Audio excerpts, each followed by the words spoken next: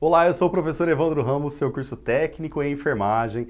Estamos trabalhando juntos aqui a disciplina Gestão em Saúde.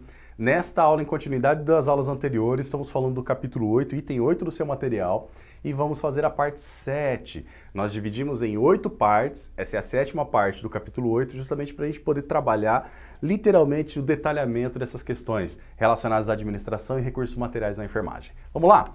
Bom, vamos falar agora, ainda nas etapas literalmente de administração de materiais na equipe de enfermagem ou no setor de enfermagem, onde a gente fala sobre a provisão. Na aula anterior nós falamos sobre a previsão, ok? Utilizamos um cálculo estatístico, um mapa de controle, justamente para prever quantos conteúdos ou quantos materiais vamos utilizar no próximo mês, ok? E aí eu faço para todos os materiais de consumo. Nesse sentido também, nessa aula nós vamos trabalhar sobre a provisão. A provisão de materiais na enfermagem, ela diz respeito, literalmente, à reposição de materiais na unidade de enfermagem. Então, prover é literalmente repor os materiais no serviço de enfermagem, na unidade de enfermagem, para poder, literalmente, suprir as necessidades do nosso atendimento e prestar um atendimento de qualidade na enfermagem para os pacientes. Então, para desempenhar essa função, literalmente, ainda como responsabilidade do enfermeiro ou da enfermeira, mesmo ele sendo responsável, você auxilia nesse suporte, ok? Ele deve realizar a requisição de materiais. Então, para prover, ok? Lembra do provedor? Alguém tem que fazer a requisição de materiais. Em algumas instituições de saúde, quem faz essa requisição é o técnico, ok? É o técnico de enfermagem. Por quê? Porque o enfermeiro já delegou essa função ao técnico de enfermagem. A instituição tem isso padronizado como rotina. E aí o que vai acontecer na prática?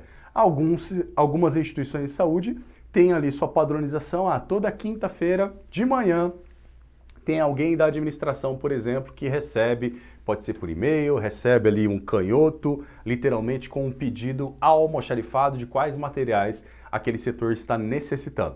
E é óbvio, se o almoxarifado da instituição tiver, ele vai fornecer. Se ele não tiver, ele não vai fornecer, tá bom? Porque aí pode estar em falta no almoxarifado central também, por conta daquela logística de compras que falamos nas partes das aulas anteriores, ok? Então, nesse sentido, a provisão, ela diz respeito, então, em relação à requisição, a respeito de reposição desses materiais.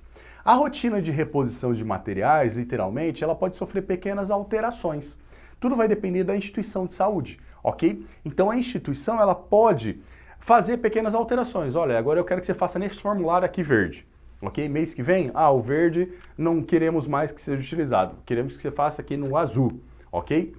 E coloque o detalhamento de quantidade, qual é o material, qual é isso, qual é aquilo, ok? E também acrescente essa informação de quanto foi utilizado no mês anterior. Então, quem vai determinar a logística, a lógica de informações que vai ter nessa requisição, por exemplo, e também a rotina de requisições é a própria instituição, ok? Então não tem como a gente falar de uma padronização aqui, porque não existe uma padronização. Cada instituição coloca o seu padrão, tá bom? Nesse sentido, então, segue alguns passos básicos, que são gerais, para a gente ficar atento, então. A descrição dos materiais, então qualquer tipo de requisição, vai ter que ter a descrição dos materiais em ordem alfabética, por exemplo, que é muito geral. Então, eu vou ter ali agulhas. Então, quais são os tamanhos de agulhas? Que eu vou fazer essa descrição. Eu quero a agulha 14 por 12, 40 por 12. Eu quero a 25 por 7, a 25 por 8, a 13 por 4,5. Ou seja, eu tenho que colocar a especificação, literalmente, a descrição, e eu também vou colocar a quantidade. Eu não vou colocar a marca, porque a marca independe pra gente. O que eu preciso é daquele equipamento específico. E aí eu vou precisar de seringas. Seringas com dispositivo de segurança, por exemplo, de 3 ml, de 5 ml, de 10 ml, de 20 ml. Então eu vou colocar tudo isso na minha requisição, ok? Nesse sentido, então, um segundo item a observar bastante importante é a verificação do estoque existente. Então nós temos que verificar o nosso estoque dentro do setor para fazer uma requisição. Se eu tenho lá 200 unidades, por exemplo, tá? Eu tenho 200 unidades de seringa de 20 ml e eu utilizo por mês em torno de 100, tá? Está dentro daquela métrica da previsão que utilizamos no cálculo da aula anterior, por que eu vou pedir mais? Entendeu a lógica? Então eu não preciso agora pedir mais seringa de 20 ml. Posso pedir outros que tenham, obviamente, faltando ou que estão já acabando. Entendeu essa lógica? Então eu tenho que fazer a verificação do estoque para fazer essa requisição de maneira adequada, tá bom? Um outro item importante geral que a gente tem que observar é a solicitação semanal.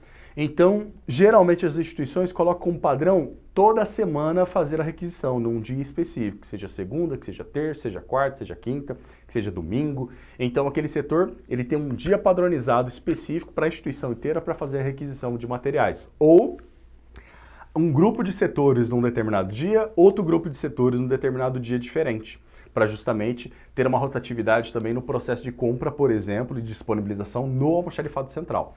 Quem vai estabelecer isso, professor? A instituição, ok? Então, pode ser quinzenal, pode ser mensal, em impresso próprio, pode ser em uma via, pode ser em duas vias, pode ser por e-mail.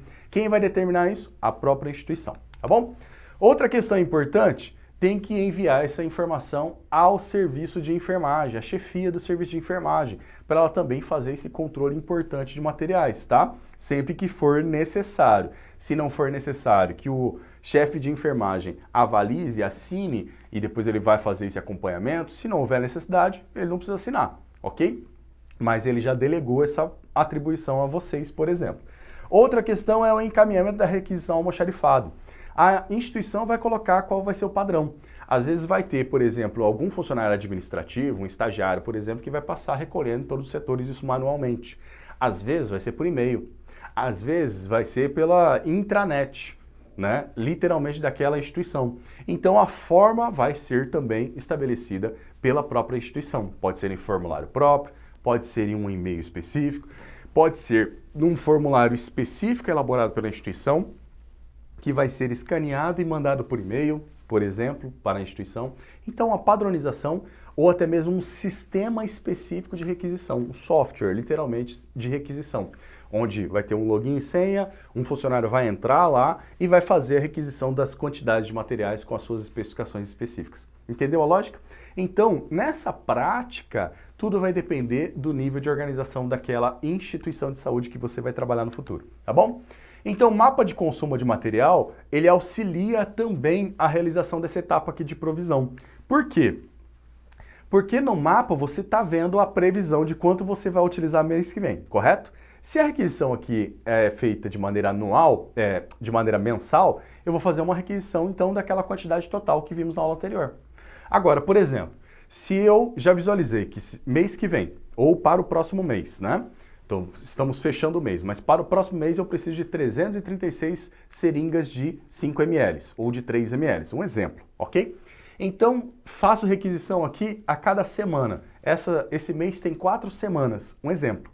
Então, eu vou dividir esses 336 por 4. E aí, nessa divisão por 4, eu literalmente vou fazer 4 requisições de uma quantidade menor. Eu vou ter disponível um mês inteiro, mas eu vou fragmentar em 4 requisições. Entendeu a dinâmica? Ótimo, então. Então, o sistema de reposição ele pode ser realizado também de 4 formas. Por tempo, em determinadas épocas pré-determinadas, tal dia específico, tal horário específico ou tal período. O sistema de reposição ele pode ser por quantidade, né? Então, literalmente, quando o estoque chega ao mínimo, aí ele vai fragmentar em quantidades para todos os setores terem também, literalmente, fazer essa requisição. Chegou no meu mínimo, eu posso ter no mínimo, então, estabelecido como 50. Aí chegou em 50, aí eu faço a minha requisição. Assim, abaixo de 50 nunca vai estar, mas acima de 50 você vai ter que aguardar até chegar em 50 para você fazer uma nova requisição. Então pode existir essa lógica também, ok? Pré-determinada. Um sistema de reposição por quantidade e tempo, né? Então nesse sentido, um determinado tempo e também numa época pré-determinada que leva em consideração também uma quantidade necessária de equipamentos. E também sistema de reposição imediata por quantidade, onde os materiais eles são encaminhados diariamente em uma frequência ou em uma frequência ainda maior. Exemplo, medicamentos. Existem instituições que começaram a fragmentar os medicamentos. Aí o que a farmácia tem? Ela tem um trabalho muito maior, claro. Ela pega as prescrições médicas todos os dias, aí é padrão da instituição que todo dia, até no máximo 10 horas da manhã, todos os pacientes daquela instituição tenham prescrição, ok? Olha a lógica. Uma cópia dessa prescrição médica é levada à farmácia. Então, até meio-dia, por exemplo, né? Até meio-dia, a farmácia ela tem que liberar todos os medicamentos, ou pelo menos os medicamentos do próximo horário, né? Para serem administrados aos pacientes daquela instituição ou daquele setor. Entendeu a lógica? Só que aí vão chegar literalmente individuais essa prescrição. Então vão chegar as doses adequadas para aquele paciente. Nunca vai ficar sobrando medicamento dentro do setor. Isso é muito bacana, isso é uma lógica bem bacana de administração. Já existem há alguns anos, existem instituições que ainda não fazem isso, mas isso ajuda muito a evitar o desperdício de medicamentos, por exemplo, que são materiais caros de consumo. Ok? Então isso ajuda bastante a administração. Então a gente pode relacionar também vantagens e desvantagens da utilização desses 4 métodos, tá? Como o sistema de reposição por tempo, ela é mais utilizada, por exemplo, na enfermagem, porém ela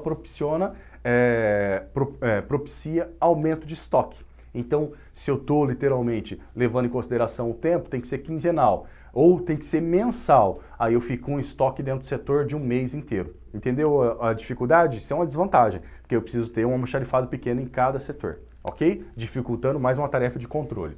O sistema de reposição por quantidade também ele pode revelar ser bastante vantajoso, mas pode ocasionar falta de materiais, por exemplo, caso não seja observado, porque eu não vi a quantidade da seringa de 20 ml, por exemplo. Então, um erro no controle vai fazer com que falte material. Entende a lógica onde a gente visualiza na prática agora aqui por que falta material? É tudo gestão, ok? Em relação ao sistema de reposição por quantidade de tempo, ele também pode colaborar no esquecimento, literalmente, da emissão da requisição ou daquela solicitação. E isso, né, a sua realização, ela depende que se disponha literalmente de estudo também, frequentemente de provisão. Então, sempre tem que ficar fazendo aquele mapa de previsão justamente por conta da quantidade do tempo. Então, esse tipo de sistema ele é mais complexo ainda. E o sistema de reposição imediata em quantidade, ele também pode ser inconveniente, porque essa reposição, quando ocorre, pode acontecer o esquecimento, por exemplo, do débito de materiais ficando a unidade desfalcada. Então, literalmente, pode alguém esquecer de ter fornecido para aquele determinado setor e ter um desfalque de quantidade de materiais naquele setor, ok? Bom, vimos então a parte 7 do item 8, capítulo 8 do seu material sobre a administração dos recursos materiais da enfermagem. Lembre-se então que falamos da previsão, falamos agora da provisão. No próximo tópico nós vamos continuar e finalizar esse item 8, que é bastante importante nessa administração de materiais. Obrigado pela sua atenção e aguardo você na próxima aula.